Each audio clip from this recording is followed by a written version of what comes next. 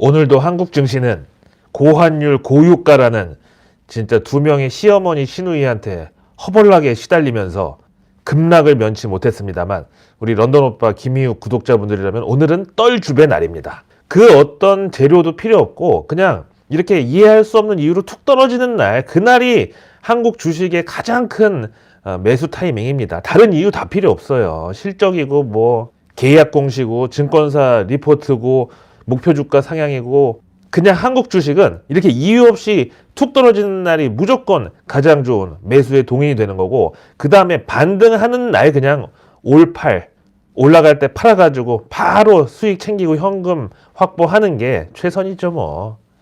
일단 열흘 앞으로 다가온 3월 FMC에서 연준이 금리 인상의 폭을 0.25% 올리냐 0.5%포인트 올리냐에 대한 논의는 현재 진행형입니다. 이번 러시아 사태로 인한 어떤 지정학적 리스크로 일단 3월에는 조금 안전빵으로 금리 인상을 0.25%포인트만 올리면서 시작할 것이라는 그 견해하고, 아니다, 당장 지금 미국의 발등에 떨어진 불은 러시아하고 우크라이나하고 다 필요 없고 인플레이션이 가장 큰 문제다라는 점을 들어서 이번에 만약에 0.5%포인트 금리 인상 못하면 다음 5월 FMC에서 또 0.5%포인트 금리 인상의 압박이 계속 이어질 거라, 그때까지 시달리느니 어차피 조삼 못 하니까 이번에 연준이 우리는 금융시장을 케어해 줄 마음이 없다는 그런 시그널을 이미 준 이상 이번 3월 FMC에서 당장 0.5%포인트 금리 인상 치고 나가야 인플레이션도 잡힐 거라는 이런 의견이 팽팽하게 맞서고 있습니다.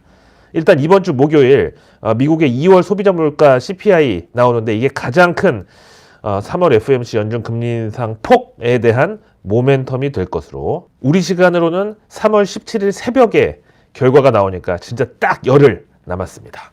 하여튼 이번 러시아 우크라이나 전쟁으로 가장 크게 덕을 본 나라는 러시아가 아니라 진짜 미국. 안전자산 수요가 급증하면서 미 국채 금리가 급락해버리니까 미국 입장에서는 국채 발행으로 조달한 자금의 이자를 거의 천문학적인 수준으로 아끼게 됐습니다. 그 다음 또 이번 전쟁으로 덕을 많이 본 나라가 중국. 러시아가 세 번째라니까요. 덕을 본 나라 1, 2위가 미국, 중국이야. 왜냐?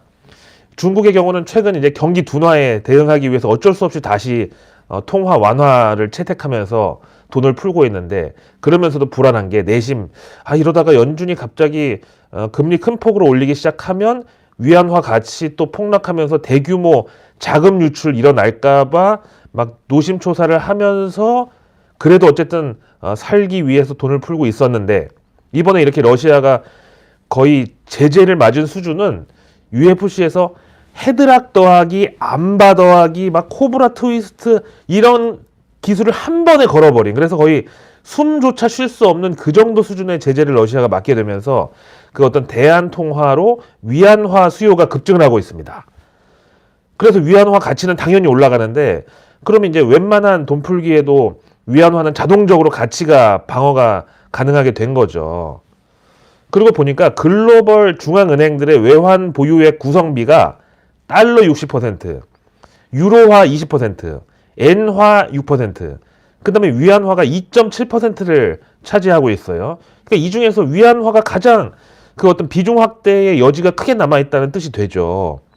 솔직히 뭐 달러나 유로화나 엔화나 다 미국 동맹국들 통하니까 거기서 거기죠 뭐. 우리가 예를 들어서 전쟁 대비해서 비상식량 준비하는데 쌀, 보리, 콩 이런 것만 마련했다고 보세요. 그럼 근데 이건 어차피 불을 사용 못하면 다 못 먹는 거니까, 그럼 새로운 대안 어떤 그 비상식량으로 고구마를 구해놓는 게 당연한 구성 아닌가. 고구마는 생으로도 먹을 수 있으니까. 또 그래야 제대로 된 대비라고 할 수 있죠. 근데 여기서 참 보통 막 뉴스에서 전쟁 가능성 나오고, 지난번 뭐 트럼프 정권 때 트럼프 북폭설 막 제기되고 했을 때 사람들이 마트 가가지고 막 비상식량이라고 막 사재기하는 게 주로 라면, 우유 막 이런 거잖아요. 근데 전쟁이 나면 전기하고 불도 못 쓰는데, 가스, 전기 다 끊기는데 라면은 뭘로 끓여 먹고, 우유는 그리고 냉장 보관 진짜 한 24시간만 못해도 배가 이렇게 불러가지고 다 상해서 못 먹는데. 그래서 전문가들이 뭐 전쟁 공포에 따라서 비상식량으로 라면, 우유가 제일 비현실적인 선택이라고 하고, 결정적으로 또 어떤 군사 전문가 얘기로는 남북 간의 전면전 발발하면 뭐 7분 만에 저 수원 오산까지 다 불바다래요. 그러니까 밖에 있다가 사이렌이 윙 올려가지고 야 이거 뭐야 핸드폰 봤더니 남북 간에 지금 전쟁 터졌대. 그래서 아유 큰일 났다 이거 막 가족들한테 연락하고 빨리 집에 가서 금부치 챙기려고 하다가 그냥 폭격 맞아가지고 가는 것이다.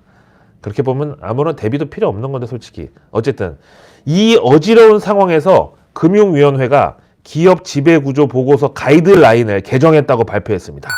내용을 보니까 앞으로는 물적 분할이나 합병 등으로 소유 구조가 변경되는 기업은 기업 지배구조 보고서에 주주 보호 방안을 명시해야 된다는 것이 핵심.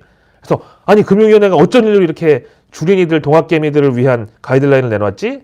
근데 이 가이드라인 적용에 대해서 핵심이 주주 보호인데 규정을 보니까 이렇게 소유 구조 변경하는 기업은 소액 주주 의견 수렴, 반대 주주 권리 보호 등의 주주 보호 방안을 마련해서 보고서에 기술해야 된다. 이렇게 되어 있는데 그 밑에 만약에 주주 보호 방안이 없다면 몸으로 때워라, 죽을 각오해라 이게 아니라 마땅한 주주 보호 방안이 없으면 그 이유를 설명해라. 아 이게 무슨 도대체 정말 장난 같은 개정안인지.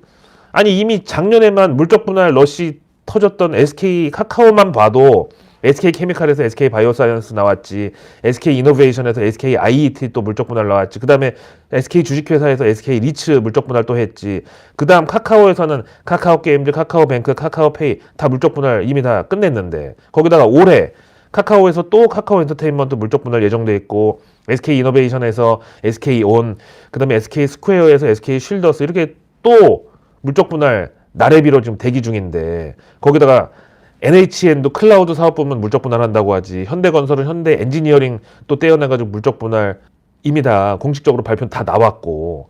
그런데 뭐라고? 지금 금융위에서 물적 분할할 때는 사측이 주주보호 방안을 마련하고 만약에 없으면 이유 설명하라고. 런하 반갑습니다. 주식은 공부만 하면 누구나 수익을 낼 수 있다. 그러니까 우리 채널 보면서 열심히 공부해라. 그러면 당신도 부자 될 수 있다. 진짜 터무니없는 진짜 헛소리입니다.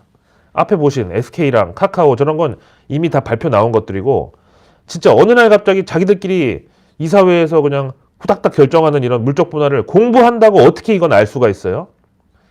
그래서 오늘 나온 골드만삭스 한국투자전략 리포트에서 코스피 코스닥에 대해서 회의적인 포인트로 지적한 게 뭐냐면은 바로 과도한 IPO 파이프라인. 이게 바로 그 앞에 얘기한 물적 분할 얘기지 뭐예요. IPO 그러니까 상장 기업 공개 자체가 나쁘다는 게 아니라 계속 대기업들이 저렇게 중복 상장을 하는 게 외국인이든 내국인이든 누가 봐도 과도한 게 맞잖아요. 그 다음으로 한국 증시의 어떤 회의적인 포인트로 지적한 게 바로 글로벌 사이클에 대한 민감도. 이번에 보면 알겠지만 유가, 원자재, 곡물 가격 다 그 사이클에 대해서 우리가 너무 무방비 상태로 노출되어 있잖아요. 그리고 마지막으로 이번 러우 전쟁 사태 겪으면서 봤지만 한국 경제가 지정학적 리스크에 대해서 상당한 취약성을 갖고 있는 것도 역시 코리아 디스카운트 요인으로 꼽았다는 사실입니다. 하지만 10만전자 선봉장 골드만삭스에서는 이런 한국 증시의 어떤 지병에도 불구하고 연말 코스피는 3,100포인트까지 회복될 수 있다고 봤습니다. 코스피 3,100이면 무조건 삼성전자는 9만 원 이상 올라가야 코스피 저 정도 레벨까지 도달 가능합니다. 어쨌든 앞에 얘기한 금융위 가이드라인 이런 거 나오고 있고, 참 이런 상황에서도 대형 채널에서 우리 유튜브 채널 보면서 공부하고 지네 유료 강의 들으면 누구나 주식으로 돈 벌 수 있다고? 참, 유사품으로는 내 책 읽으면 부자 된다, 내 강의 들으면 부자 된다, 내가 추천해준 종목을 사면 돈 벌 수 있다. 이거 다 똑같은 진짜 혹세무민에. 아니 코로나 터지고 바이러스가 뭐 지구 온난화 때문이라고 탄소 중립은 이제 뭐 생존을 위한 선택이네 뭐네 하면서 풍력, 태양광 전 세계적인 신재생 에너지 산업의 핵심 트렌드라고 해가지고 막 공부해서 폴리실리콘, 변압기 막 온갖 거 다 책 보고 자료 보고 유튜브 보고 주식을 샀어. 근데 주가 계속 빠져. 그래서 대형 채널에서 지네가 추천했던, 그래서 내가 샀던 태양광 주식 얘기하길래 무슨 일인가 하고 들어봤더니 태양광이 날씨 흐린 날은 발전이 사실상 안 된대. 근데 흐린 날이 한 달에 절반이 넘어요. 그 다음에 풍력은 어느 날 또 갑자기 유럽에서 요새 바람이 안 불어서 풍력 발전을 못 한대. 그래서 전기요금이 점프를 했대.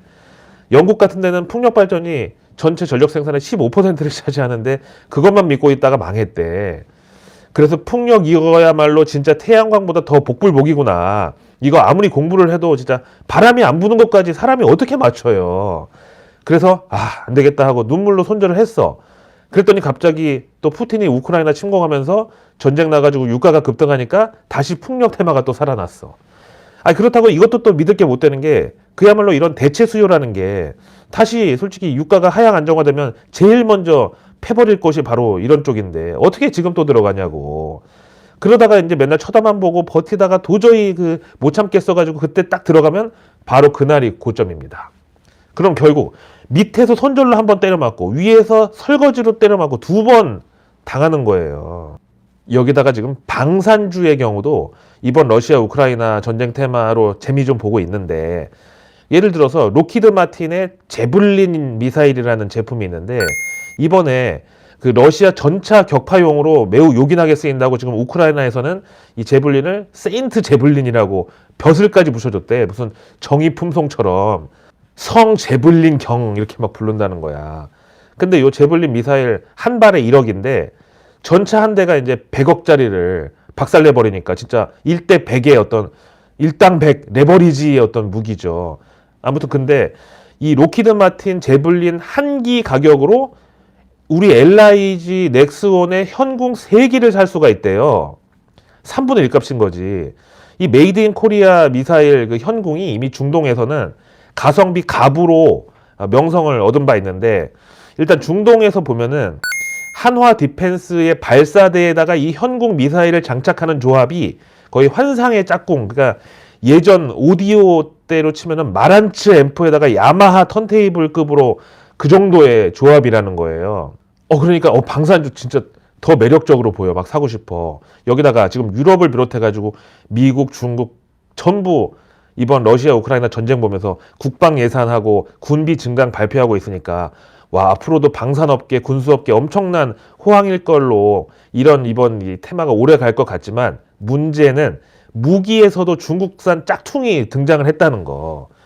앞에 그 로키드 마틴 그리고 레이슨 같은데 토마호크 미사일 만드는 이런 그 미국산 제품들을 카피한 중국 무기들이 이번 러시아 우크라이나 전쟁터에서 속속 지금 확인이 되고 있대요. 그래서 또 언제 피크아웃이니 선반영이니 맞을지 모르는 바로 이 그 주식이라는 것 자체가 위험 자산이다. 그래서 바로 떨줍 올 팔이 필요한 이유다. 그 어떤 호재도 팔아서 수익 챙기는 기회로만 활용하는 게 좋고 매수 시점은 그냥 특별한 이유 없이 빠지는 날 그럴 때 떨줍 하는 것이다. 한국 주식은 이유 없는 하락만이 매수의 가장 큰 동인이고 그러려면 내일 뉴스는 내일 보면 너무 늦습니다. 글로벌 상위 1% 정보 취급자들은 절대 장중에 뉴스 속보나 실시간 뉴스 혹은 HTS에 뜬 종목 뉴스를 보고 도파민을 지배당하지 않습니다. 그들은 매일 아침 이미 어제 오늘 뉴스 정도는 다 파악해놓고 금융시장이라는 전쟁터에 나서기 때문에 그냥 현장에서 열심히 총검술로 막 진격하는 그런 개미들하고는 도저히 공정한 게임일 수가 없어요. 여기는 막 위성 사용해가지고 막 저 우주에서 보는 그 단면도 가지고 막 무인 폭격기, 각종 웨어러블 장비 이런 거 다 장착해가지고 막 전쟁터에 나가는데 개미 군단이 어떻게 이런 사람들을 이깁니까? 그래서 현대판 금융시장은 정보 전쟁이고 상위 1%들만이 독점해온 정보를 우리도 알아야 한다. 이게 바로 내일 뉴스 미리 보기에서 추구하는 정보 민주화의 가치입니다.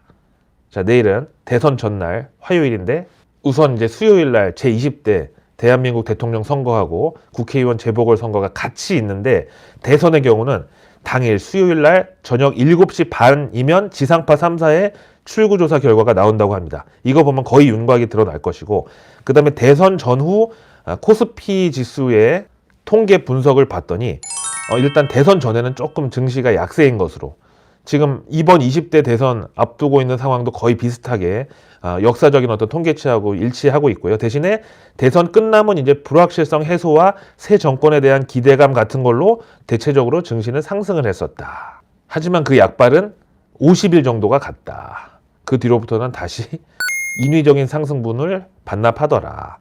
그러면서 정권 이제 교체가 되고 안정적인 새 정권의 어떤 경제 정책이 추진되는 12개월부터 자, 내일 뉴스 미리 보기 3월 8일 화요일 먼저 정부 일정은 2022년 스마트 관광도시 선정 결과 발표가 있습니다. 정보통신기술이 접목된 다양한 관광 서비스를 집약 제공한다는 건데 지금 리오프닝 뭐 테마도 있기도 하고 그 다음에 이제 지금 시기적으로 뉴스플로우에 타기 참 좋은 주제예요. 스마트 관광도시 선정 결과. 일단은 여행 편의와 만족도를 높이는 데 중점을 두고 그 다음에 여기에 축적되는 관광 유형 정보를 빅데이터 분석해가지고 지역 관광 콘텐츠와 기반 시설을 지속적으로 개선하는 사업입니다.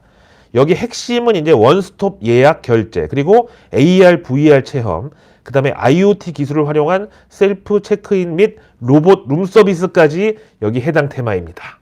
이어서 내일 농수산물의 원산지 표시 등에 관한 법률 시행령 개정안이 국무회의 통과를 앞두고 있다고 합니다.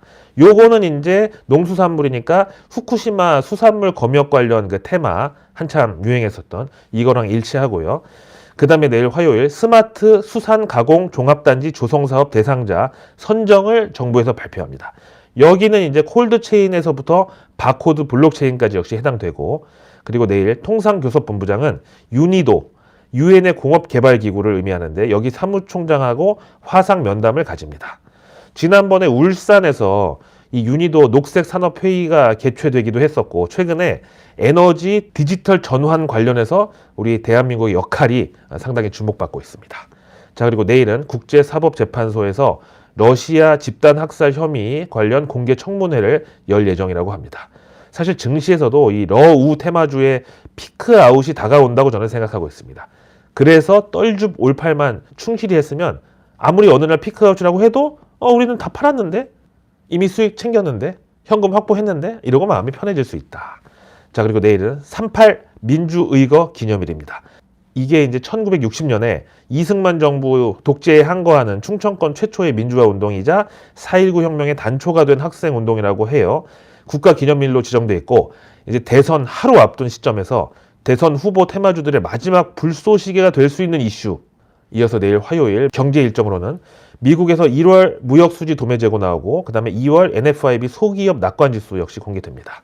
과연 최근에 이제 인플레이션 상승에 대해서 미국 실물 지표들이 어떤 영향을 받았는지가 마침 열흘 앞으로 다가온 3월 FOMC에서도 아주 중요한 재료가 되겠고, 그 다음에 유로존에서는 지난해 4분기 GDP 국내 총생산이 내일 발표됩니다.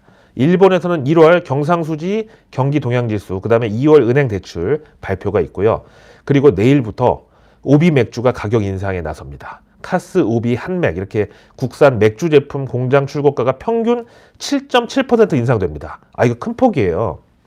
일단 2016년 11월 이후 거의 5년 6개월 만에 가격 인상으로 글로벌 공급망 차질 등의 여파로 각종 원료 부자재 가격이 비정상적으로 급등했기 때문에 불가피한 조치였다라는 설명입니다. 내일 3월 8일 화요일 증시 일정은 대원 미디어에서 파워레인저 NFT 출시 및 판매 개시일입니다.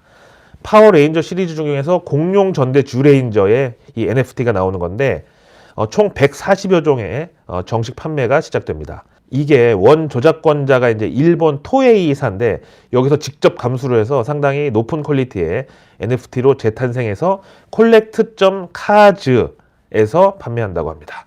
자, 그리고 내일 화요일 애플에서 아이폰 SE3 등 신제품 발표 행사가 개최됩니다. 삼성 갤럭시가 지금 폭탄 맞아가지고 이런 상황에서 애플 신제품이 또 나온다고 하네요. 그런데 중요한 것은 삼성전자의 반도체가 없으면 아이폰도 만들 수가 없습니다. 어쨌든 새 아이폰 SE3는 399달러로 판매되는 아이폰 SE 모델을 2년 만에 처음으로 업데이트해서 나오는 거고, 최신 AP 어플리케이션 프로세서죠. 여기 A15 바이오닉 칩과 5세대 이동통신 5G 연결을 지원한다고 해요. 애플 제품 두 번째 5G 제품이네요. 그 다음에 새 아이패드는 에어 모델을 업데이트해가지고 더 빠른 프로세서와 5G 기능 탑재, 그리고 애플이 설계한 칩이 들어간 새로운 맥도 함께 나올 예정입니다. 이것도 삼성전자랑 롱숏으로 비교 많이 당할 수도 있겠는데요. 성능이나 이런 면에서. 자, 그리고 내일 미국에서는 딕스 스포팅 굿즈, 그 다음에 반스 앤 노블 실적 발표가 예정돼 있습니다. 자, 이번 주 수요일 한 주에 딱 중간에 이제 대통령 선거일, 임시 공휴일이 들어있기 때문에 이번 주 초반만 좀 잘 보내면은 후반에는 모든 게 다 좋아지면서 좀 즐거운 봄날이 빨리 시작되기를 좀 기대해 보겠습니다. 내일 뉴스 미리 보기는 구독과 알림 설정만으로 매일 저녁 아직 나오지도 않은 오늘 뉴스가 아닌 내일 뉴스를 여러분들의 안방으로 미리 배달해 드립니다. 사실 신문도 다음날 새벽 3시 이후는 돼야 풀리는데 저희는 전날 저녁에 내일 뉴스 미리 보내드립니다. 배송료 무료, 제주 및 도서산 간 해외 배송까지도 다 무료입니다. 공짜로 받아보기 정 찜찜하다고 하시면 좋아요 눌러주시고 주변에 공유도 해주시면 감사하겠습니다. 저는 내일의 내일 뉴스를 또 들고 찾아뵙겠습니다. 고맙습니다.